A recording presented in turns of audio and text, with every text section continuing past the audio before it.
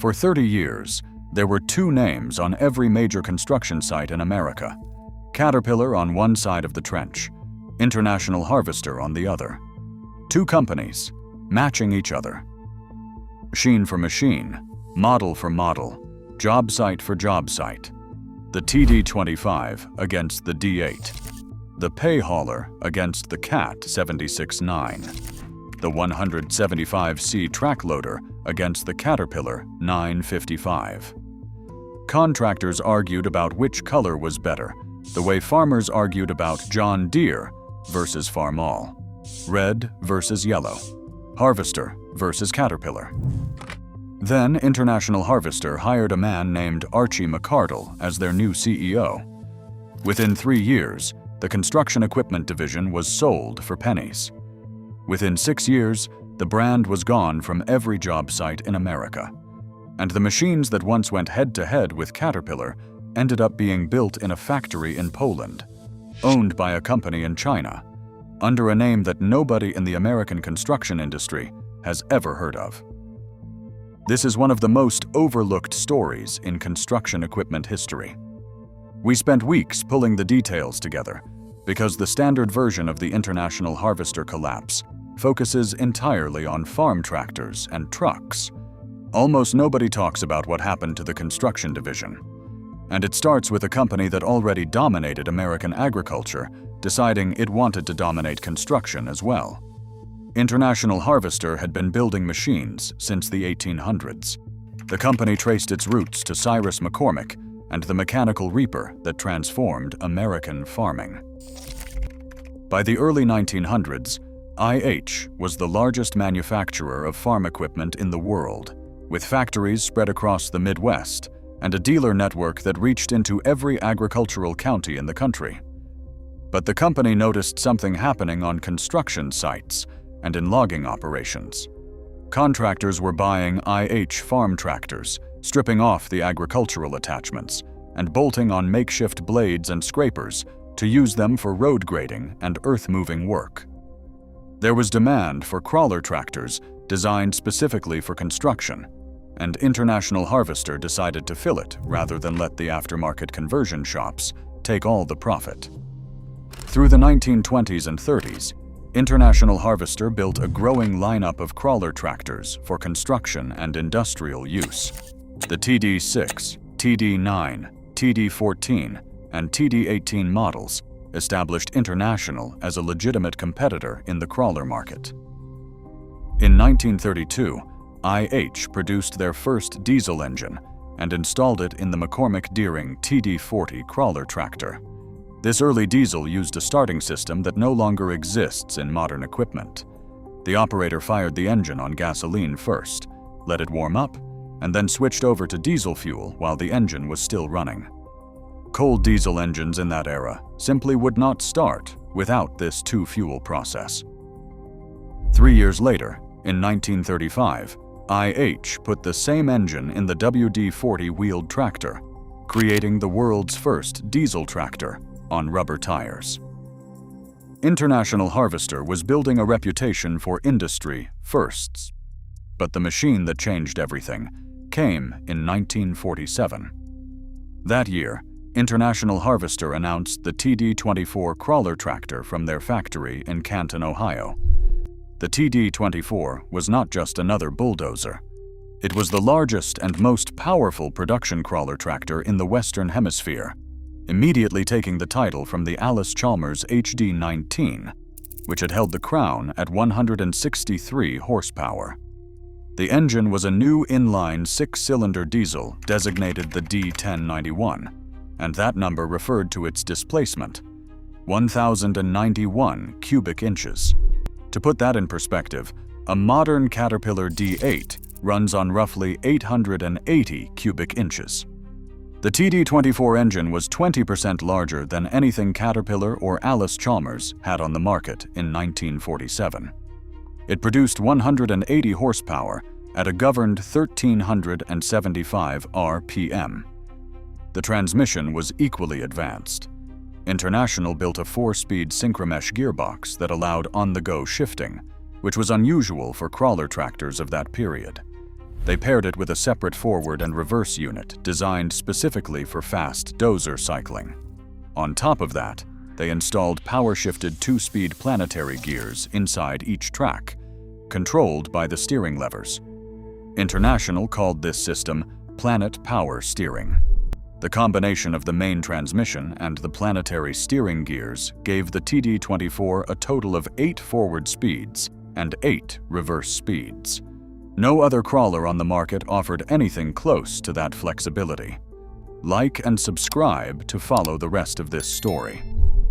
If you have watched our documentary on how the Cleveland Tractor Company, known as Cletrak, pioneered the controlled differential steering method decades before the war, you know that planetary steering technology had been developing across the industry for years.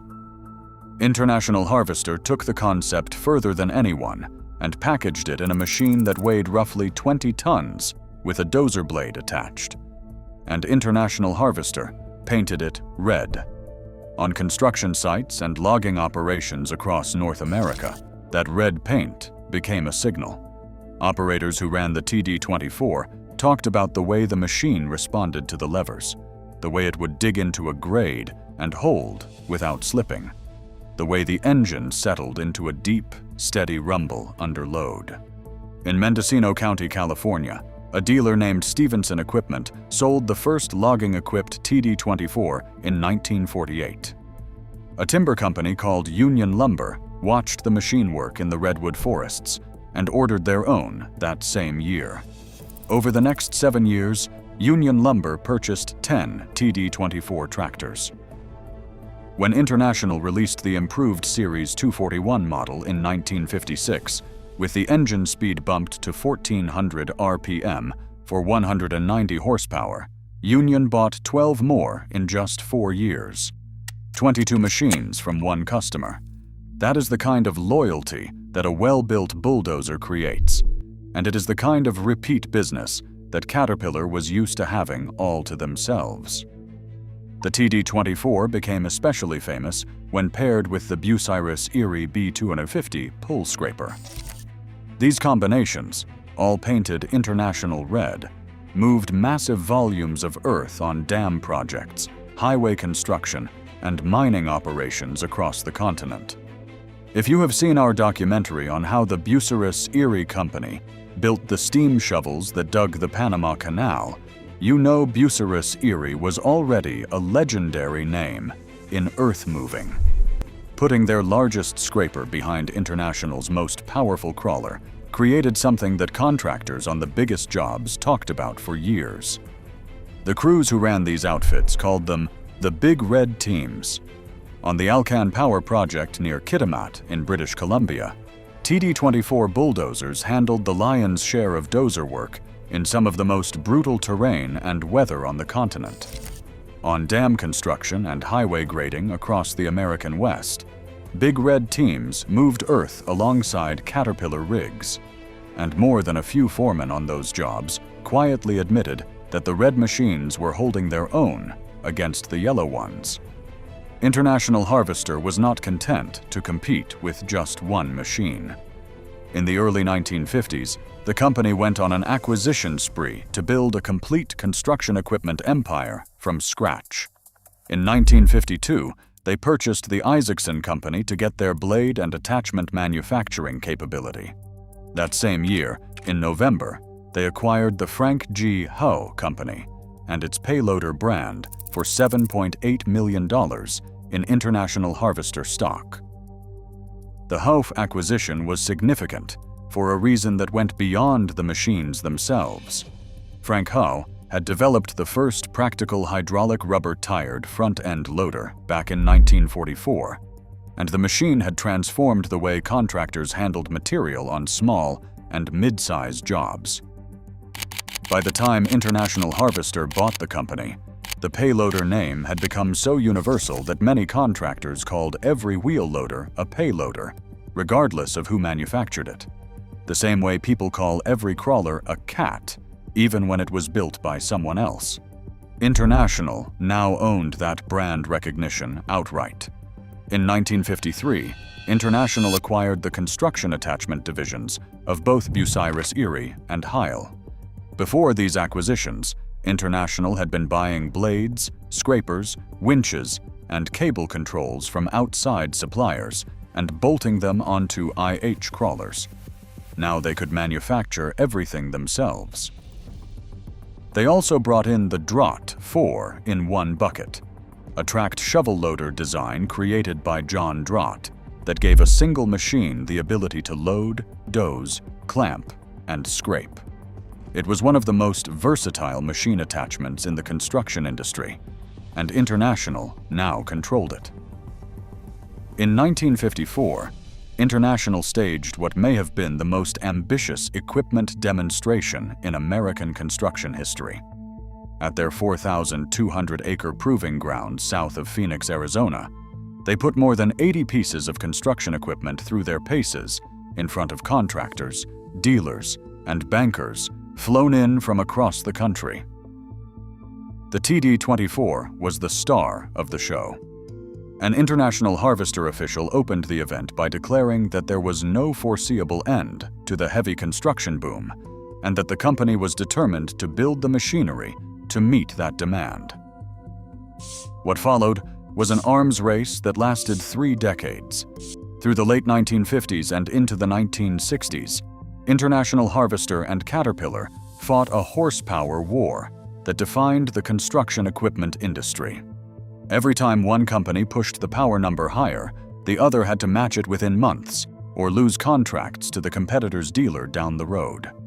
International bumped the TD-24 engine to 1,500 revolutions per minute for 202 horsepower in 1958. Caterpillar responded with the D8H at even higher output. The following year, International replaced the TD-24 entirely with the TD-25 at 230 horsepower, designed as a direct head-to-head competitor to the Caterpillar D8. The competition extended across the full product line. International's TD-20 crawler went against Caterpillar's D7 in the mid-size class that handled most residential and commercial site work. Their TD-15 competed with the Cat D6 on utility jobs. The TD-9 matched up against the smaller Caterpillar crawlers on pipeline work and light grading. At every weight class, on every type of job site, International Harvester had a red machine parked next to a yellow one. In 1962, International released the TD-30, which at the time carried the title of the largest production bulldozer in the world. The TD-30 weighed over 35 tons and pushed through material that would stall smaller machines. On strip mining operations in Appalachia and the Midwest, the TD-30 worked alongside drag lines and power shovels, moving overburden at volumes that justified the machine's enormous fuel consumption and maintenance costs. International Harvester held the largest bulldozer crown, however briefly, and it was a point of pride for the company's dealers and for the operators who climbed into the cab every morning. These were men who had chosen red over yellow, who knew the feel of the IH steering levers, who understood the sound the engine made when it was loaded versus when it was running free. Equipment loyalty in the construction industry is not a marketing concept. It is earned through thousands of hours in the seat, and International Harvester had earned it. When contractors in the 1960s and 70s talked about equipment, they talked about 2 companies, not 3, not 4. 2. Caterpillar and International Harvester. If you have seen our documentary on how the interstate highway system was built with equipment from 4 manufacturers competing for the same contracts, you know that International Harvester machines graded, scraped, and bulldozed alongside Caterpillar on the largest public works project in American history. On those job sites, the red machines were not second-class equipment. They were direct equals. And in 1964, International introduced a machine that most people in the construction industry have completely forgotten. The PH-180 pay hauler was a 45-ton capacity haul truck with all-wheel drive and identical dual wheels at every corner. It was engineered specifically for rough off-highway construction, where conventional rear dump trucks struggled with traction and stability. The front power unit ran an 800 cubic inch, 320 horsepower International Vive 8 diesel coupled to a twin-disc transmission with electric shift and a lock-up torque converter that engaged automatically in first gear for loading. The rear unit used a 180 horsepower inline 6-cylinder diesel. Both engines were turbocharged. The pay hauler carved out a genuine niche on pipeline jobs, dam construction, and large earth-moving projects where the terrain defeated conventional haul trucks. On oil and gas pipeline projects across the American Southwest, pay haulers moved excavated material along the right-of-way in conditions where standard dump trucks would have been stuck within the first 100 yards. The all-wheel drive system and the low center of gravity gave the pay hauler a capability that no other manufacturer could match in that specific application. Caterpillar had nothing directly comparable in their lineup at the time, which meant that on certain jobs, the only truck that could do the work wore International red. The pay hauler also represented something larger about International Harvester's approach to the construction equipment market. Where Caterpillar tended to dominate through sheer volume and dealer network density, International Harvester sometimes won contracts by building specialized machines for specific job conditions. The 4-in-1 draught bucket, the pay hauler's all-wheel drive system, and the wide range of TD crawler configurations gave IH dealers tools to match equipment to the exact requirements of a particular project. It was a different strategy than Caterpillar's, and for a while, it worked. In 1974, International Harvester merged the hoe wheel loader operation with its broader construction division and created a unified brand called Payline. The name covered everything: crawler tractors, track loaders, wheel loaders, scrapers, and haul trucks. For the first time, International Harvester had a complete construction equipment lineup under one banner, with one dealer network, competing directly with Caterpillar across every single product category. Red paint on one side of the trench, yellow on the other. And the contest was far from settled. By the late 1970s, the Payline division was generating over $700 million in annual sales.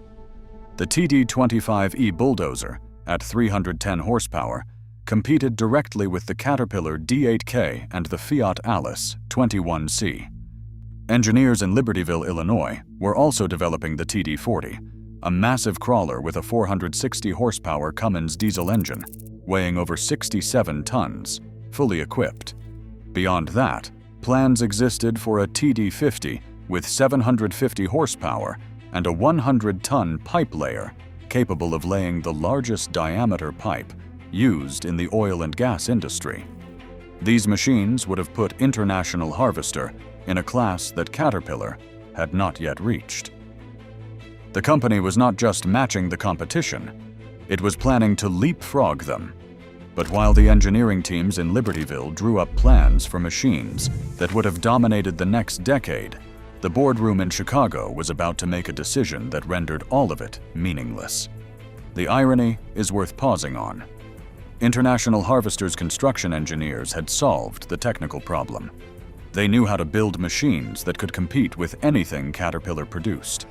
The TD25E was already winning contracts on pipeline jobs and highway construction.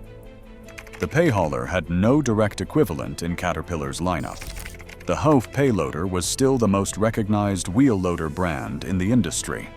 The dealers were loyal, the operators were experienced, and the machines were proven. The problem was never the equipment. The problem was going to walk in through the front door of the executive office in a tailored suit, with a briefcase full of cost projections and absolutely no understanding of how a factory floor works.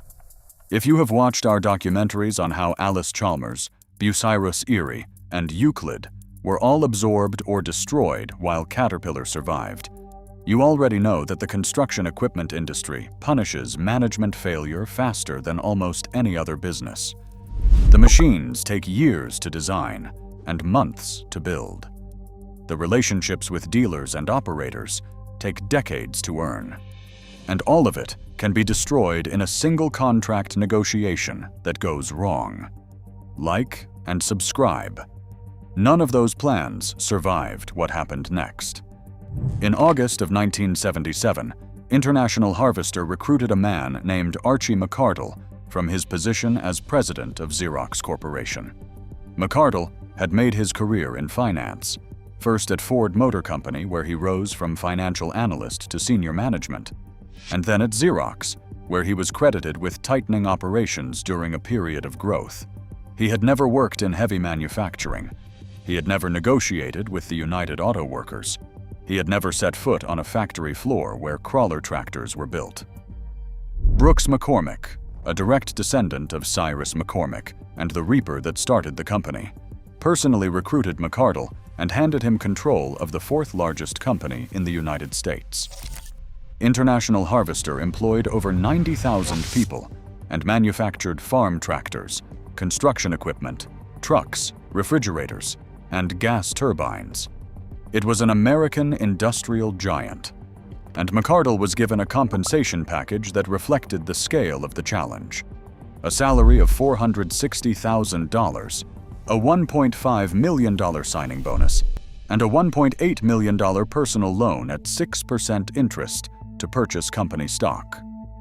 He was one of the highest-paid executives in the country before he had made a single decision at International Harvester. At first, McCardle delivered results that impressed the board and the banks. He cut $640 million from corporate spending.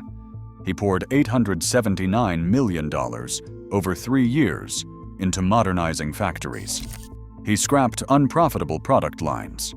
In his first full year, International Harvester posted record sales of $8.4 billion and record profits of $370 million, up from $203 million the previous year. The numbers looked strong on paper, but the profit margins were still only half of what Caterpillar and John Deere earned from similar products. McCardle believed the problem was not the machines, not the factories, and not the market. He believed the problem was the workforce. Specifically, the work rules that the United Auto Workers had negotiated over 3 decades. At International Harvester, workers had no compulsory overtime, which was standard at both Caterpillar and Deere. They had unlimited job transfer rights, meaning any worker could move to any open position in the entire company, based solely on seniority. McCardle estimated these rules and related inefficiencies had cost the company $1.3 billion over the previous 3 years. So he decided to break the union's power over the factory floor. He started by destroying the one group of people who knew how to prevent a strike. McCardle fired 11,000 of the company's 15,000 mid-level and upper-level managers. Many of these men and women had spent decades on the factory floor, building working relationships with UAW shop stewards.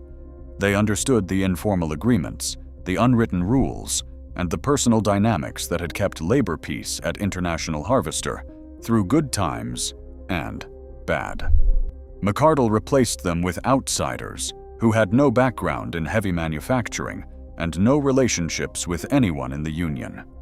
He then took personal control of all labor relations and appointed a new vice president of human resources named W. Grant Chandler, who had no experience negotiating with the UAW and no experience in heavy industry of any kind.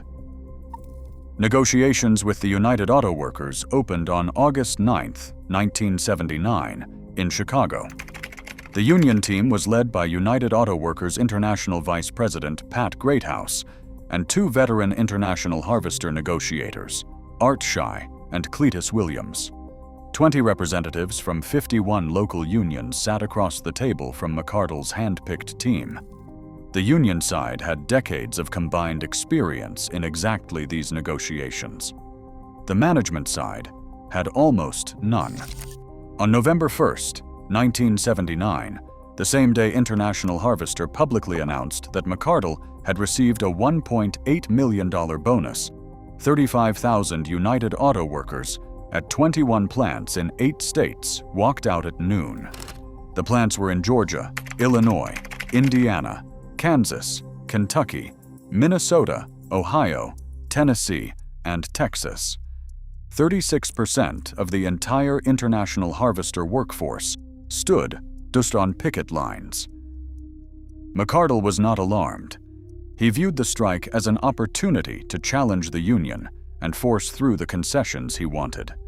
For nearly a month after the walkout, no talks were held at all. The two sides met briefly on November 26th for roughly 1 hour, accomplished nothing, and broke off again. Meanwhile, every day the factories sat idle. International Harvester hemorrhaged millions in lost revenue while carrying billions in fixed costs, loan payments, and pension obligations. At the annual shareholders' meeting in February of 1980, the UAW obtained a court order requiring International Harvester to set up closed-circuit television so union members could observe the proceedings. When the meeting opened with 200 seats still empty, McArdle delayed the start for an hour while 175 UAW members were transported from an overflow hotel several blocks away. Cletus Williams publicly accused McArdle of manipulating the meeting. The proceedings were described by the press as one of the most turbulent shareholders' meetings in American corporate history. The strike lasted 172 days. It was the longest strike in International Harvester's history and the 4th longest major strike in the history of the United Auto Workers. When workers finally returned on April 20, 1980, the UAW had given up almost nothing. They retained nearly every work rule and benefit that McArdle had sought to eliminate. The strike was an almost complete defeat for management, and it left the company financially crippled. International Harvester lost $479.4 million during the first half of the strike year alone. Sales collapsed by 47.3%. Short-term debt exploded from $442 million to over $1 billion. The following fiscal year brought another $397.3 million in losses. Then the recession from 1980 to 1982 destroyed demand for both construction and farm equipment across the entire industry. Total company debt reached $4.5 billion. In December of 1981, International Harvester begged 200 creditor banks for 3 additional years to restructure $4.15 billion in obligations. The alternative was bankruptcy. Over the 3 fiscal years from 1980 through 1982, International Harvester accumulated a combined loss of $2.4 billion. At the time, it was the largest 3-year loss of any company in American history. Then came the final humiliation. In January of 1982, the UAW rejected a request for wage concessions after it became public that McArdle had authorized $6 million in bonuses for salaried management employees while simultaneously asking union members to accept pay cuts. The optics were devastating. Negotiations eventually resumed in March, and the union agreed to $200 million in savings over 3 years. On May 3, 1982, exactly 1 day after the UAW ratified that concessionary contract, International Harvester's 16-member board of directors fired Archie McArdle. The company called it a resignation. Time magazine reported that the board met in a 2-hour weekend meeting, pushed by debtor banks that had lost all confidence in McArdle's leadership. The magazine noted that the real wonder was that he had not been removed much earlier. McArdle left International Harvester and moved to Connecticut, where he spent his remaining years developing real estate on the former Pepperidge Farm estate. He died in Casper, Wyoming, in 2008 at the age of 81. He never ran another major corporation.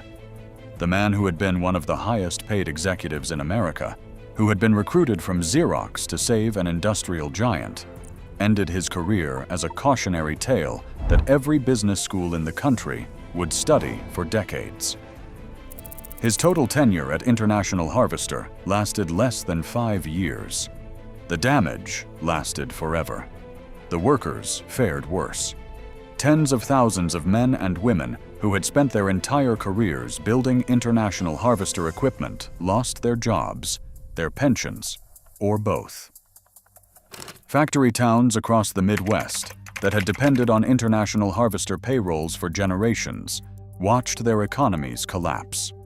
The dealer network that had taken half a century to build unraveled within a few years as contractors switched to Caterpillar, Komatsu, and John Deere equipment that they could actually get parts for and service from a dealer who was still in business.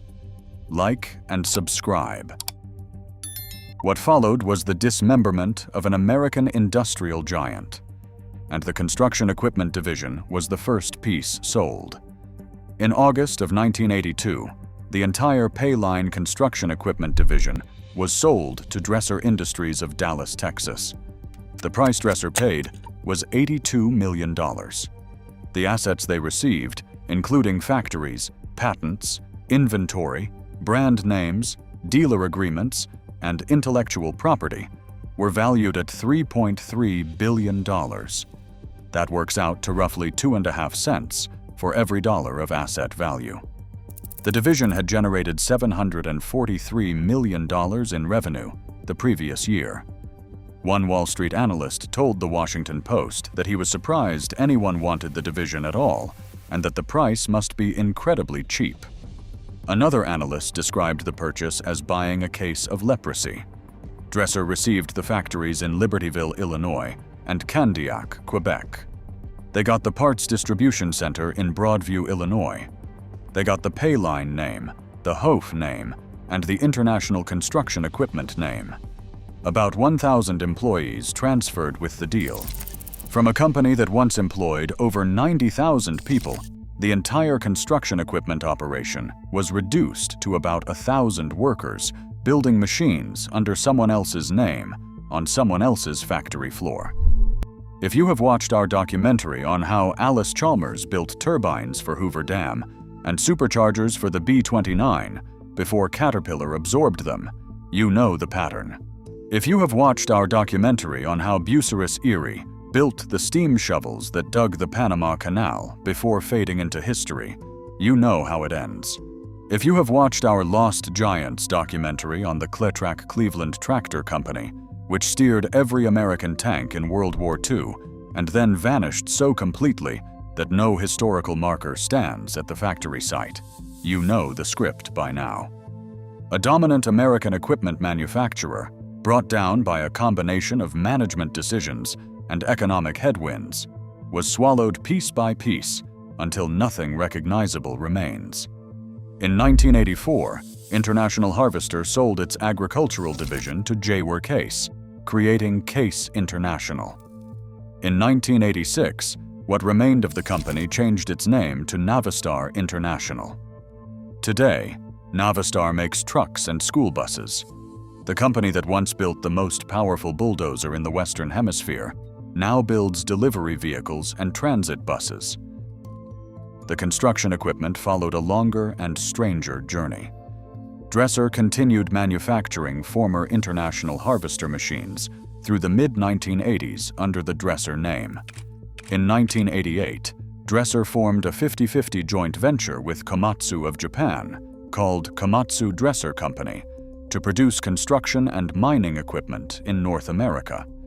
By 1992, the venture was losing money. By 1994, Komatsu had bought full control and renamed it Komatsu America International. But the core of International Harvester's crawler tractor designs did not end up with Komatsu. They traveled somewhere almost nobody in the American construction industry would expect. Since 1972, a Polish state-owned company called Huta Stalowa Wola had been manufacturing IAH bulldozers under license, assembling the TD-15, TD-20, and TD-25 in the city of Stalowa Wola for export markets. The Polish engineers had even collaborated with International Harvester on the design of the TD40, and they had ambitious plans for a TD50 at 750 horsepower that never materialized due to the political and economic turmoil of the 1980s. When the IH construction brand passed through Dressta and then through Komatsu, the Polish factory kept building crawlers. The company eventually became known as Dressta, a name combining Dresser and Stalowa Wola. In 2012, Dressta was acquired by Liu Gong, a Chinese heavy equipment manufacturer headquartered in Guangxi Province. Today, the TD model designations that International Harvester engineers created in Canton, Ohio, in the 1940s are still stamped on crawler tractors rolling off a production line in Poland, owned by a company in China, sold under a brand name that most American contractors have never heard of. The machines still work. The designs are still respected in markets around the world.